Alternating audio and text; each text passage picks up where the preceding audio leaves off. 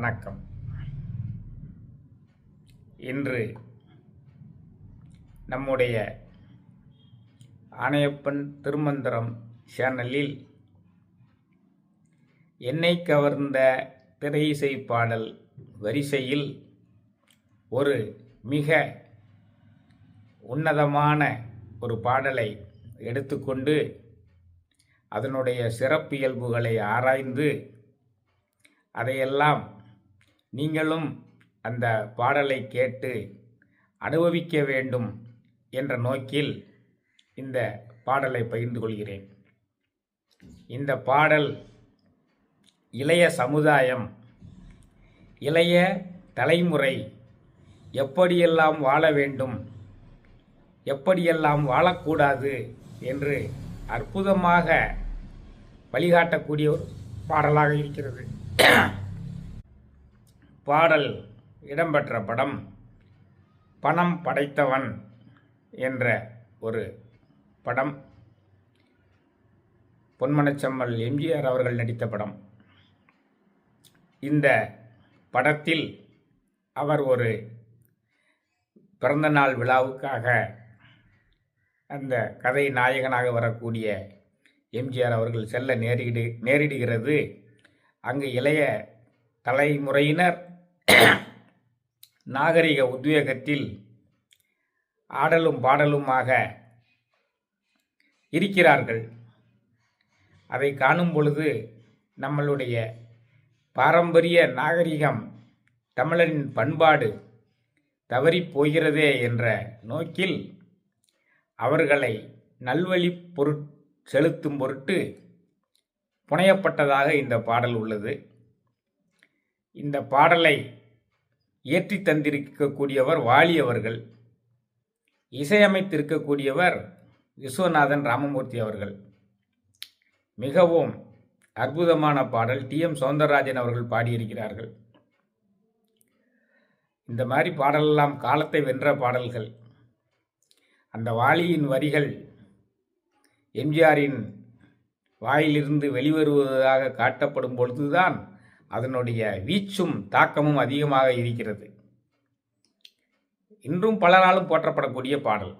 எப்படியெல்லாம் இதில் நம்முடைய இளைய தலைமுறையினர் வாழ வேண்டும் என்று குறிப்பிடப்பட்டுள்ளது. அந்த பாடலை உங்களுக்கு தருவதற்கு முயற்சி செய்கிறேன்.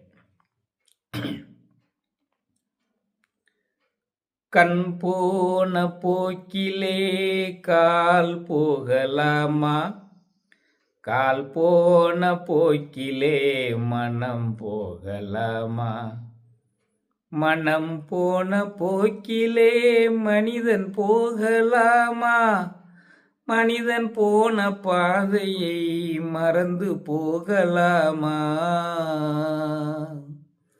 கண் போன போக்கிலே கால் போகலாமா, கால் போன போக்கிலே மனம் போகலாமா, நீ பார்த்த பார்வைகள் கனவோடு போகும், நீ சொன்ன வார்த்தைகள் காற்றோடு போகும், ஊர் சுவார்த்த உண்மைகள் உனக்காக வாழும், ஊர் பார்த்த உண்மைகள் உனக்காக வாழும், உணராமல் போர்க்கு உதவாமல் போகும், உணராமல் போர்க்கு உதவாமல் போகும், கண் போன போக்கிலே கால் போகலாமா, கால் போன போக்கிலே மனம் போகலாமா, பொய்யான சில பேர்க்கு புது நாகரீகம், புரியாத சில பேர்க்கு இது நாகரீகம், முறையாக வாழ்வோர்க்கு எது நாகரீகம், முன்னோர்கள் சொன்னார்கள் அது நாகரீகம், முன்னோர்கள் சொன்னார்கள் அது நாகரீகம், கண் போன போக்கிலே கால் போகலாமா, கால் போன போக்கிலே மனம் போகலாமா? திருந்தாத உள்ளங்கள் இருந்தென்ன லாபம்? வருந்தாத உருவங்கள் பிறந்தென்ன லாபம்? இருந்தாலும் மறைந்தாலும் பேர் சொல்ல வேண்டும். இவர் போல யார் என்று ஊர் சொல்ல வேண்டும். இவர் போல யார் என்று ஊர் சொல்ல வேண்டும். கண் போன போக்கிலே கால் போகலாமா? கால் போன போக்கிலே மனம் போகலாமா? மனம் போன போக்கிலே மனிதன் போகலாமா? மனிதன் போன பாதையை மறந்து போகலாமா? கண் போன போக்கிலே கால் போகலாமா? கால் போன போக்கிலே மனம் போகலாமா? இதுதான் அந்த பாடல். பாடல் எவ்வளவு அற்புதமாக புனையப்பட்டுள்ளது பார்த்தீர்களா? பல்லவியை பாருங்க. கண் போன போக்கிலே கால் போகலாமா? கால் போன போக்கிலே மனம் போகலாமா? மனம் போன போக்கிலே மனிதன் போகலாமா? மனிதன் போன பாதையை மறந்து போகலாமா? அந்த மனிதன் போன பாதையை மறந்து போகலாமா அப்படின்னு இந்த வரிகள் பாடப்படும் பொழுது மகாத்மா காந்தி நடந்து போவதை அப்படியே காமிச்சிருப்பாங்க. அப்போ மகாத்மா காந்தி போன பாதையை நாம் மறந்து விட்டு போகக்கூடாது என்பதை இந்த டைரக்டர், இந்த இயக்குனர், இந்த பாடலாசிரியர், இந்த கதை நாயகன் அனைவரும் உணர்த்துகிறார்கள். மகாத்மா காந்தி போன பாதைன்னா என்னதுங்க? அன்பு, அகிம்சை. உலக மக்கள் அனைவரிடத்தும் அன்பு செலுத்த வேண்டும். எல்லா உயிர்களிடத்தும் அன்பு செலுத்த வேண்டும். எல்லா உயிர்களிடத்தும் இரக்கம் கொண்டவனாக இருக்க வேண்டும். கண் போன போக்கிலெல்லாம் போகக்கூடாது. கட்டுப்பாடுடன் வாழ வேண்டும். ஒரு கட்டுப்பாடுடன் வாழக்கூடிய வாழ்க்கை தான் உண்மையான வாழ்க்கையாக இருக்க முடியும். ஐம்பொறிகளின் வழியாக அந்த மனம் செல்லும் பொழுது மனத்தை 2 கரைகளுக்குள்ளே செல்லுமாறு ஒருமுகப்படுத்தினால்தான் நாம் வெற்றி அடைய முடியும். மனதை அலைபாய விட்டோமேயானால் அதனுடைய பாதிப்புகள் அதிகமாக இருக்கும். அதனால பார்த்ததையெல்லாம் வாங்க வேண்டும் என்றோ, பார்த்ததையெல்லாம் அனுபவிக்க வேண்டும் என்றோ, மனம் போக்கின போக்கிலெல்லாம் நம்மை நடந்து சென்று வீணாக இளமை காலத்தை வம்பாக்கக்கூடாது, வீணாக்கக்கூடாது என்று பல்லவியிலேயே சொல்றார். அதுக்கு பிறகு நாம் வாழ்ந்த வாழ்க்கை நம்முடைய வாழ்க்கைக்கு பிறகு பிறரால் எப்படி நினைவு கூறப்படுகிறது என்பதெல்லாம் ஒரு மனிதனுடைய வெற்றி அமைந்திருக்கிறது. ஒரு மனிதனுடைய முடிவுக்கு பின்னர் உலகம் அவனை எப்படி போற்றுகிறது என்பதில்தான் ஒருவனுடைய வெற்றி இருக்கிறது. அதைத்தான் அடுத்த சரணத்தில் வைக்கிறார். நீ பார்த்த பார்வைகள் கனவோடு போகும், நீ சொன்ன வார்த்தைகள் காற்றோடு போகும், ஊர் பார்த்த உண்மைகள் உனக்காக வாழும், உணராமல் போவோர்க்கு உதவாமல் போகும், உணராமல் போவோர்க்கு உதவாமல் போகும். கண் போன போக்கிலே கால் போகலாமா? கால் போன போக்கிலே மனம் போகலாமா? இதான் அந்த சரணம். நீ பார்த்த பார்வைகள் கனவோடு போயிடும், கனவு போல போயிடும். அதனால நீ எது இன்பம் என்று நிலையாக நினைத்து கொண்டிருக்கிறாயோ அது உண்மையான இன்பம் அல்ல. நீ பார்த்த பார்வைகள் கனவோடு போகும், நீ சொன்ன வார்த்தைகள் காற்றோடு போயிடும். நீ இந்த ஒரு வார்த்தையை பேசுற, அது அல்ல முடியுமா? அல்ல முடியாது. அதனால பார்த்து பேச வேண்டும். யாகாவாராயினும் நாகாக்க காவாக்கால் சோகாப்பர் சொல்லிலுக்கு பட்டு என்று அதனால்தான் திருவள்ளுவர் சொல்கிறார். ஒரு வார்த்தையை பேசிவிட்ட பிறகு அதை திரும்ப பெற முடியுமா?